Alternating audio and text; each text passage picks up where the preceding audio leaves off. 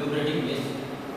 அது பார்த்தீங்கன்னா waste oil பார்த்தீங்கன்னா ஏர் பேக், அதாவது ஹைட்ரஜன் ஆயில், டர்பைனு, அதுக்கப்புறம் இன்ஜின் ஆயில்ஸு, அதாவது ஏர் பேக்கில் சப்ரேஷன் ஆகுது. எதாவது மூலமாக சப்ரேஷன்னா மெட்டலைசேஷன், நான் மெட்டலைசேஷன். நான் மெட்டலைசேஷன் பார்த்தீங்கன்னா மிக்ஸ் ஆகி பார்த்தீங்கன்னா வந்து இந்த ரெசிடியூல் போகுது. ரெசிடியூல் என்ன ஆகுதுன்னா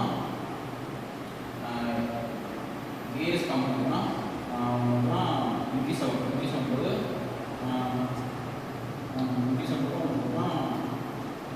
லாஸ் ஆகி எனக்கு அப்படின்னா இதில் நான் மெட்டலிஸ்ட் வேணா கேட்டலிஸ்ட் வேணும்னா கெமிக்கல் வந்து வந்து ஃபாஸ்ட் ஆகும்.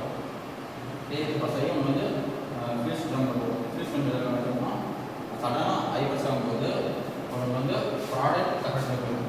அதுக்கு ப்ராடக்ட் செப்பரேட்னா என்னென்ன ஆகும்னா கேஸு, லிக்விடு, அதுக்கப்புறம் சாலிடு இதில் வந்து இன்னைக்கும் அதே செப்பரேட்டாக பார்த்தீங்கன்னா இதில் எதில் போயிருக்குன்னா ப்ராடக்ட் ஆஃப் பேட்டரைஸ் கொஞ்சம் லைட் ஆகிட்டு ஹெவி ஆகிடும். நெக்ஸ்ட் நம்ம பேசிக்கு இந்த ப்ராடக்ட் செப்பரேட்னா அவனோட அக்யூஸ் ப்ராடக்ட்னா அவங்க வந்து கேஸ் லிக்விட்னா சீக்கிரம் டிசால்வ் ஆகிடும், சடனாக டிசால்வ் ஆகிடும். இதில் அந்த லைட் ஆகிட்டு ஹெவி ஆகில் பார்த்தீங்கன்னா உங்களுக்கு வந்து விஸ்காசிட்டி பார்த்தீங்கன்னா இது லோவாக இருக்கும். லைட் ஆகிட்டா ஹெவியாக பார்த்தீங்கன்னா ஹையாக இருக்கும். உங்களுக்கு டெம்பரேச்சர் பார்த்தீங்கன்னா இது வந்து லோவாக இருக்கும், இது வந்து ஹையாக இருக்கும். அதுக்கப்புறம் உங்களுக்கு பார்த்தீங்கன்னா இதை பார்த்தீங்கன்னா மிஷின் பார்த்தீங்கன்னா உங்களுக்கு லைட்டாக இருக்கும், இதில் வந்து ஹெவியாக இருக்கும். ஆக்சுவலாக பார்த்தோன்னா அவங்க வந்து க்ரூடாக யூஸ் பண்ணுவாங்க. உங்களுக்கு பெட்ரோலியம் அதாவது வெளிப்படுத்த வைப்பாங்க.